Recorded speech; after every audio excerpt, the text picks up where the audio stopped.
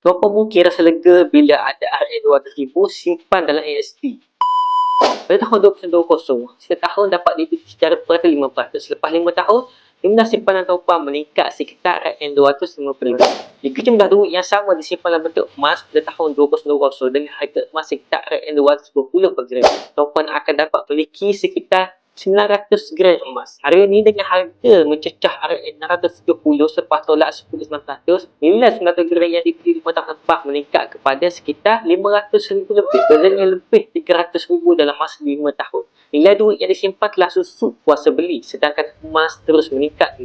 Ini menunjukkan bahawa jumlah duit yang menentukan kekayaan, tapi sejauh mana nilai dia dapat mempertahankan. Bagi simpanan yang tuan-puan tidak akan gunakan dalam tempoh masa 2 tahun dan ke atas, bekukanlah ke dalam bentuk emas. Ia bukan tentang keuntungan cepat, tetapi tentang melindungi hasil kerja keras anda supaya nilainya bertahan pada masa.